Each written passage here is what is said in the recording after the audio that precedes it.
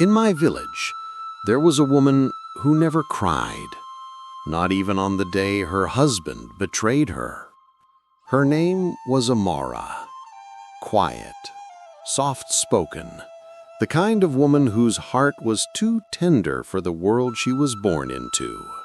People said she was blessed, married to Abina, a young, handsome farmer everyone admired. But those of us who watched closely, we knew something was wrong. Amara never raised her voice, never argued, never complained. She just endured. One day, rumors began floating like dry leaves in Harmattan wind. Rumors of Abina spending too much time at the riverbank with another woman. At first, Amara said nothing. She smiled, cooked, served. Her silence hurt more than any scream could. Then one evening, as the sun died behind the palm trees, Amara walked into the village square and saw him, Obina, her husband, laughing softly with her own younger sister, Ngozi. And in that moment, something inside Amara cracked, but still, she did not cry. What she did next is the reason this story is still told in my village. They said silence is strength. But that night, Amara's silence felt dangerous.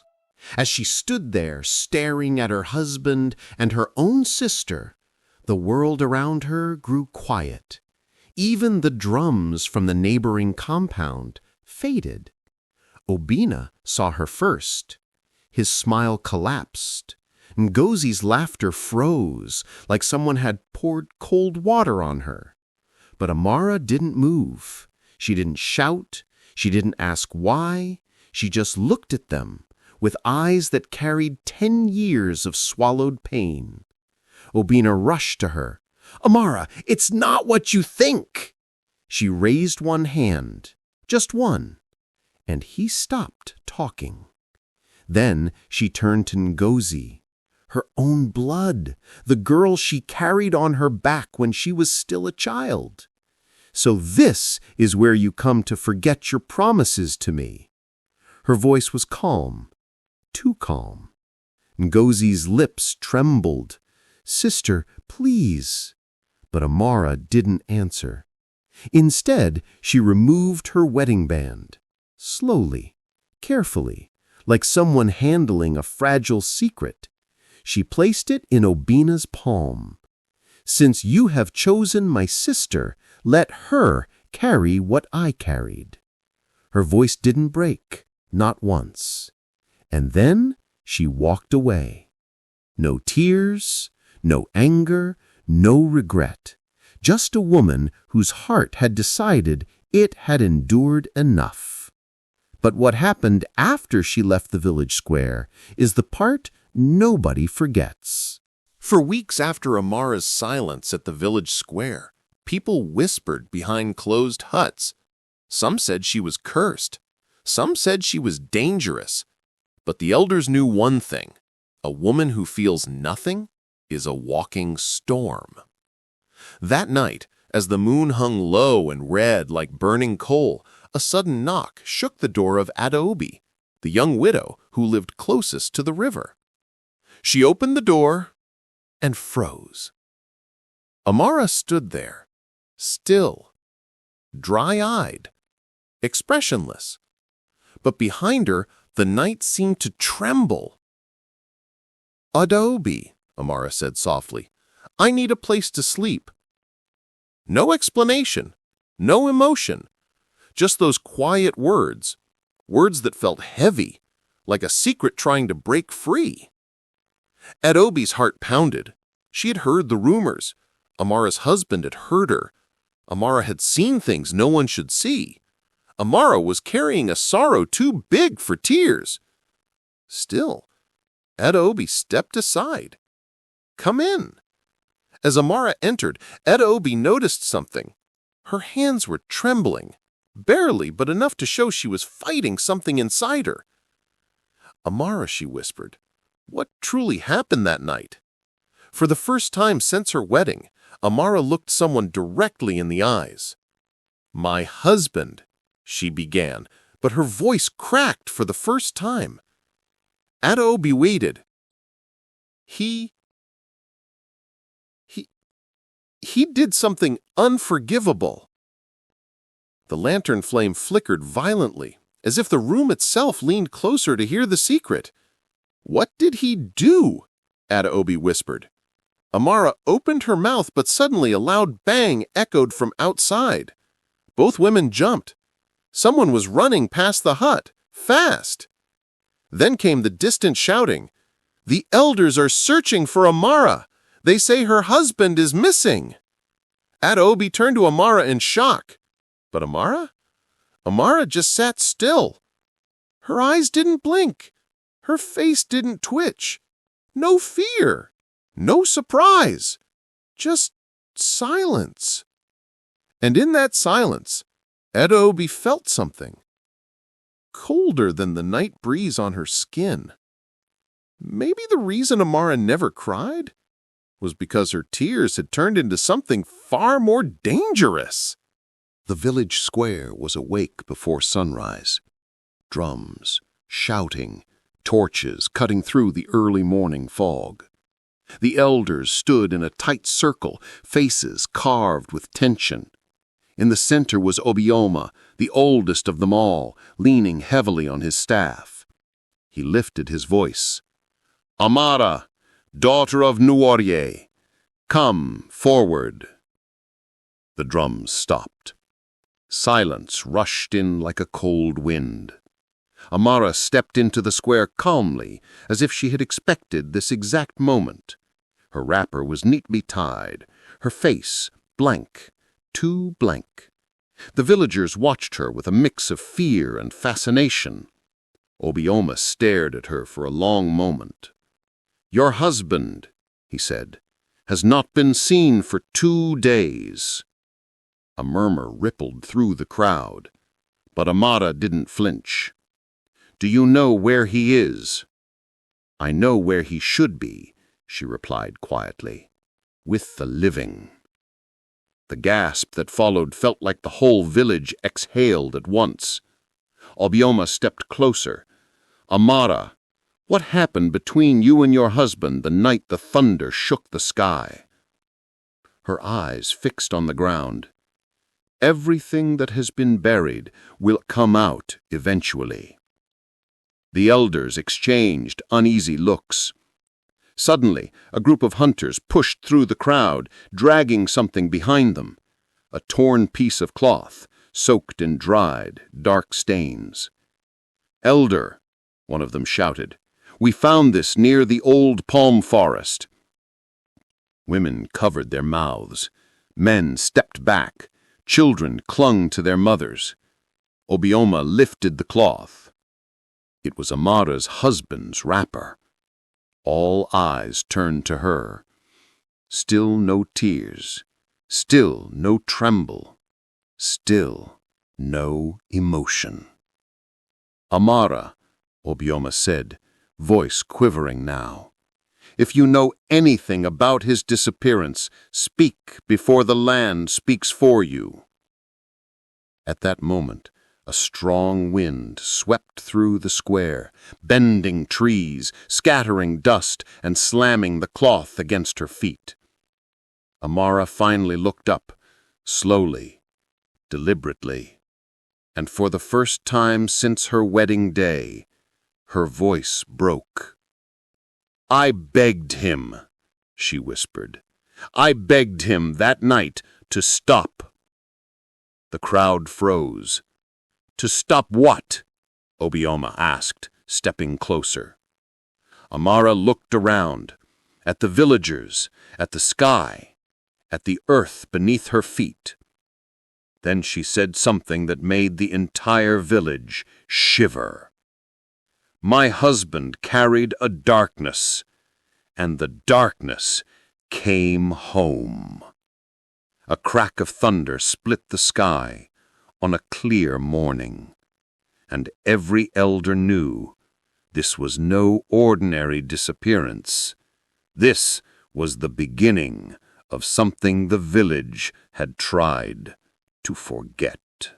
The sky stayed strangely gray as the villagers circled Amara, waiting for her to continue. Even the birds stopped singing. It was as if the land itself wanted to hear the truth. Obioma swallowed hard. Amara, what darkness are you speaking of? Her lips trembled, not with fear, but with memory. My husband, she began slowly, was not the man you all believed he was. A low, uneasy murmur spread. Adobe, watching from the back, clenched her hands. She had seen the look in Amara's eyes last night, a look that only someone carrying a heavy secret could have. Amara continued. On the night the thunder shook the sky, he came home late, smelling of palm wine, anger, and another woman's perfume. The crowd stiffened. But that was not new, she added bitterly. What was new was what he brought with him. Obioma's brows tightened. What did he bring? Amara's voice dropped to a whisper. He brought the shadow of a curse. Gasps broke out. But she wasn't done. That night, she said, he was not alone. Something followed him. Something that looked like a person but moved like smoke. A few villagers stumbled back.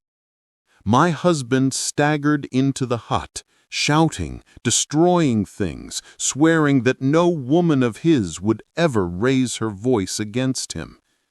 Then she paused. Then the shadow stepped inside. Everyone leaned forward. Even Obioma's staff shook slightly. What do you mean it stepped inside? He demanded. Amara closed her eyes, replaying the memory. It had no feet, no face, but it had a shape, a dark, twisting shape, like a person stripped of a soul. Children cried. Mothers pulled them close. A few men picked up sticks instinctively. My husband fell on his knees, she said, voice cracking. He said the shadow had been following him for weeks, punishing him for his sins. Obioma stiffened. What sins? Amara opened her eyes. The silence burned. Finally, she said 3 words that shattered the village's calm. Ask the elders. Every head snapped toward the council. The elders exchanged frightened looks, real fear this time. Obioma's face drained of color. Amara continued, her voice growing stronger. My husband told me the elders wronged a family long ago, and that the curse would spread to every man who repeated the same evil. What evil? Someone shouted. Amara breathed deeply, then whispered, the sin of breaking a woman until she has no tears left. The villagers froze. A woman wailed in the distance. Obioma closed his eyes as though a weight had just been dropped upon his chest. And then a scream tore through the square. Everyone turned. A young boy came running, breathless, shaking, pointing toward the forest. Elders! Elders! We just saw something near the palm trees! What did you see? Obioma shouted. The boy pointed with a trembling finger. A man's body and a shadow standing over it. Pandemonium erupted, and in the center of it all, Amara stood, unmoving, expressionless, dry-eyed. But if anyone looked closely, just closely enough, they would notice a single tear forming in the corner of her eye. Not falling, not rolling, just there, as if something inside her, long buried, was finally waking up. Chaos ripped through the village as people ran toward the palm forest. Some clutched charms, some whispered prayers. The air felt heavy, as if something unseen sat on everyone's shoulders. Obioma raised a hand. "No one enters that forest until we, the elders, go first." But the villagers didn't trust them anymore, not after Amara's words. Still, a tense silence spread as the elders gathered their courage and headed toward the forest. Amara followed behind them, calm, too calm. When they reached the edge of the palm trees, they saw the boy who had screamed earlier. His eyes were red, his body shaking. "Show us," Obioma commanded. The boy pointed. There, lying awkwardly under a bent palm tree, was a man's body. Clothes torn, skin bruised, face hidden in shadow. The elders rushed forward, but before they could touch the body, a cold wind swept through the clearing. Then, a long, stretching shadow pulled itself out from behind a tree, like smoke trying to become human. Villagers screamed, some fainted, some fell to their knees. Obiona raised his staff. "In the name of the ancestors, reveal yourself!" The shadow paused. Then, slowly, deliberately, it shifted its shape. Legs, arms, a head with no face, a body with no light.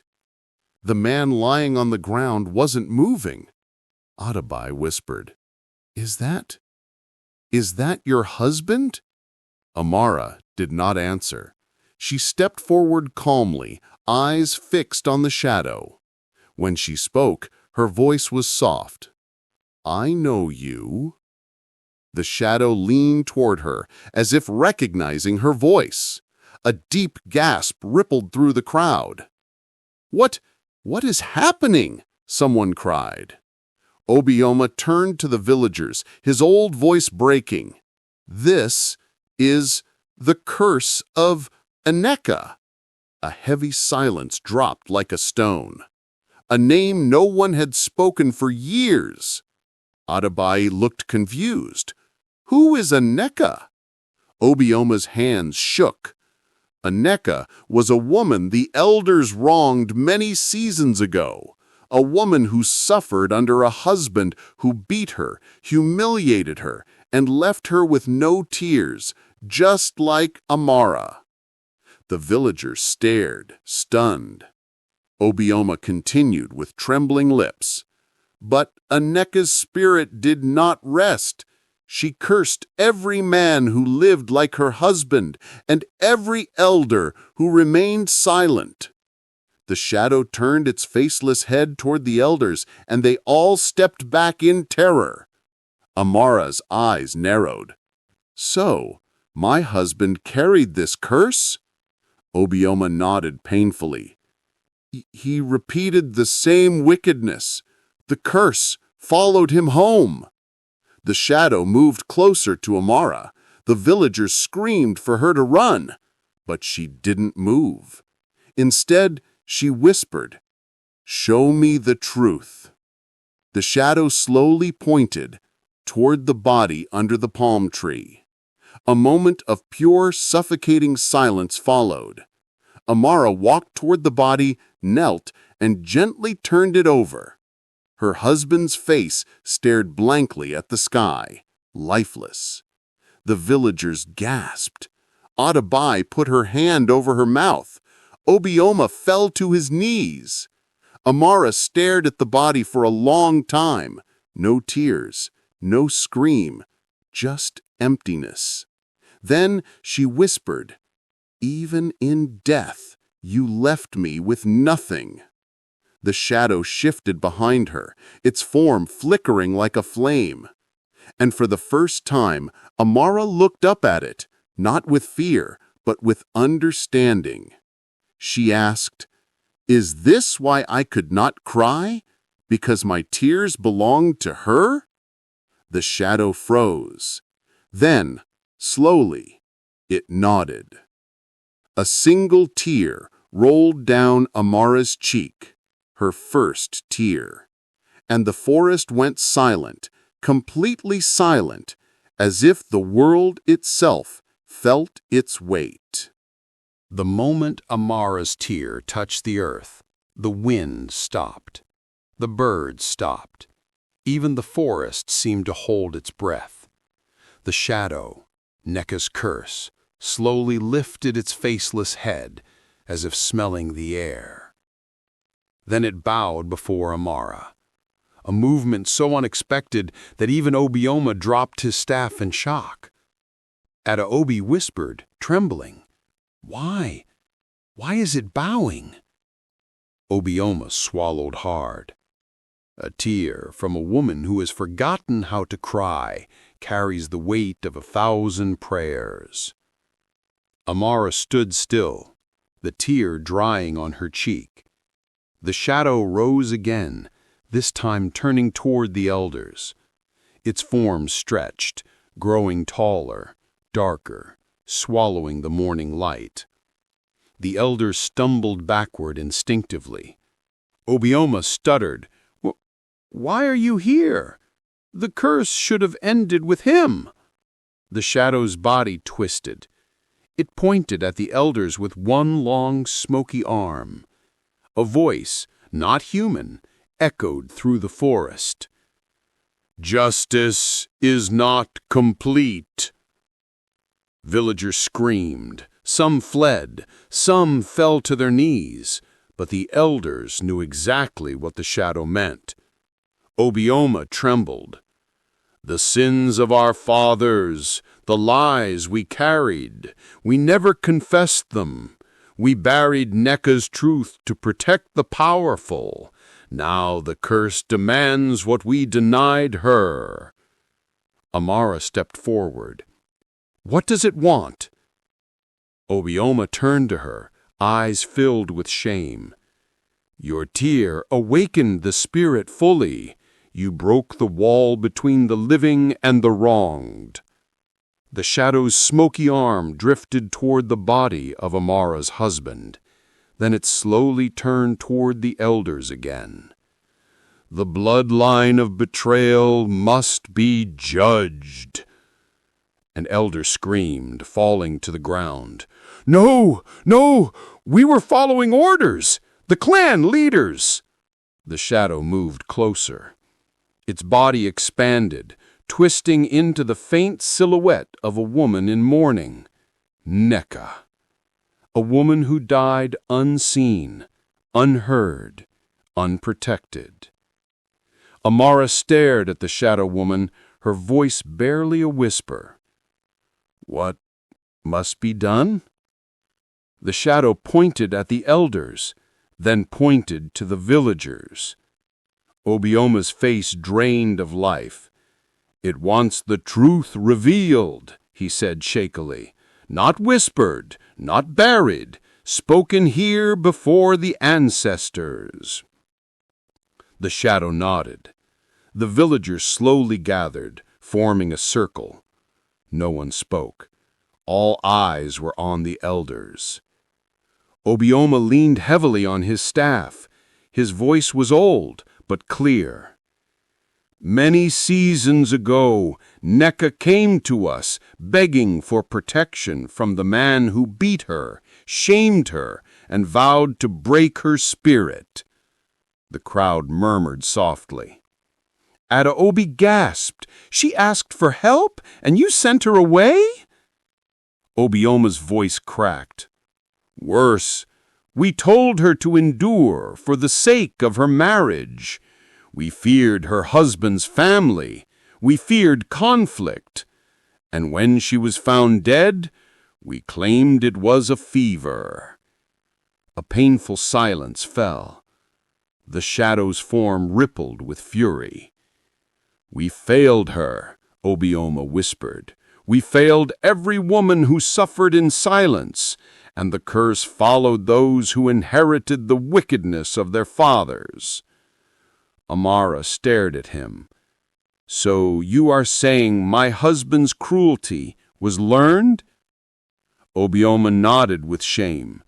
He was raised by men who believed a woman's tears were weakness. The shadow turned toward Amara. For the first time, she did not look emotionless. She looked awakened. She asked, "What happens now?" Obioma took a long, shaky breath. "The curse will not rest until justice is given, until Neka's name is cleansed, until every elder who was part of the lie stands before the village." The shadow extended a smoky hand toward the center of the clearing. A spot of earth glowed faintly, like a grave untouched for years. Amara understood instantly. "This is where Neka lies," she whispered. The shadow tilted its head, as if confirming. Adaobi reached for Amara's hand, whispering, "What will you do?" Amara looked at the glowing earth, at the elders trembling, at the villagers watching. Then she lifted her chin, voice steady and powerful. "We dig up the truth." And the shadow stepped back, as if granting her permission. The villagers gathered in a trembling circle as Amara stepped toward the glowing patch of earth. The wind whistled through the palm trees, low and mournful, as if warning them of what lay beneath. Obioma cleared his throat, voice shaking. "We should wait. Prepare cleansing rituals." Amara's voice cut through him like a blade. "No more waiting. No more silence. Neka has waited long enough." She picked up a digging stick lying nearby. Adaobi rushed forward. "Amara, let the men dig. This is dangerous." But Amara gripped the tool tightly, her eyes locked on the earth. "She suffered because no one stood with her. I will not repeat that mistake." Seeing her resolve, Adaobi sighed, lifted her wrapper, and grabbed another digging tool. "I'm with you," she said. One by one, women from the village stepped forward, forming a circle around the glowing earth. For the first time in years, they stood united and unafraid. The elders watched, shame burning across their faces. As Amara dug the first strike into the ground, the shadow behind her pulsed as though breathing. The soil was strangely soft, almost welcoming, as if the earth had been waiting for this moment. With every scoop of dirt removed, the air grew thicker, heavier, more charged. A young girl whispered, "Mama, is this witchcraft?" Her mother replied softly, "No, this is justice." After several minutes, Amara's tool hit something solid. Thump. Everyone froze. Slowly, carefully, she brushed away the soil with her hands. The outline of a buried wooden box appeared, an old coffin. Adaobi gasped. "This is it!" Obioma stumbled forward, tears in his eyes. "I never thought, never imagined." Amara touched the wooden lid. It was cold, too cold for a grave untouched by winter. With trembling fingers, she pushed the lid open. A faint wail rippled through the forest, a sound that was not human. Inside the coffin lay the fragile remains of a woman, small, delicate bones, wrapped in what once must have been a beautiful wrapper, now faded and torn. But that was not what made the villagers gasp. In Neneka's skeletal hand was clutched a tiny clay pot sealed shut with red thread. An elder screamed and stumbled back. Obioma fell to his knees. "It's true, Neka did not die quietly. She died with a curse in her hand." The shadow drifted closer, its form shimmering as though absorbing the moment. Amara reached for the clay pot, and the moment her fingers touched it, the ground trembled. A soft female voice, faint but filled with ancient sorrow, echoed through the clearing. Let the truth speak. The shadow knelt beside the grave. Atawobi grabbed Amara's arm. Don't open it! We don't know what it contains. Amara gently removed her arm from Atawobi's grip. My husband told me before he died that the curse follows men who break women's spirits. Obioma bowed his head. We caused that curse. We created the silence that killed her. Amara lifted the clay pot. The red thread glowed faintly, pulsing like a heartbeat. A wave of cold wind swept the forest. She looked at the elders, at their fear, at their guilt, at their trembling hands. Then she raised her voice so the whole village could hear. This is not just Naneka's curse. This is the curse of every woman whose tears were ignored. The villagers murmured, feeling the weight of her words. Amara held the pot higher. If we open this, the truth will not just be revealed, it will be unleashed. The shadow stood behind her, waiting. Obioma lifted his shaking hand. Amara, if you open that pot, the curse might consume us all. Amara looked directly at him. For years, elders protected the wicked. Women carried the fear, men carried the arrogance, and the dead carried the truth. She tightened her grip. It's time we all carried the consequences. And before anyone could stop her, she broke the clay pot. A blinding light exploded from it. The shadow screamed. The earth roared. The villagers fell to their knees. And from inside the shattered pot, a woman's voice rose, strong, fierce, and finally free. Let justice begin. The light from the shattered clay pot faded slowly, leaving a heavy silence in the forest. The villagers dared not move. Even the wind had stopped, as if holding its breath for what would come next. The shadow, once faceless, now faintly shaped like a woman, hovered over the grave. Her voice, clear and echoing, resonated through every chest. Justice must be carried by those who cause the pain, knowingly or unknowingly. Obioma staggered backward. Me! He cried. I never raised my hand against her. The shadow's smoky form drifted toward him. You helped bury the truth. That is enough.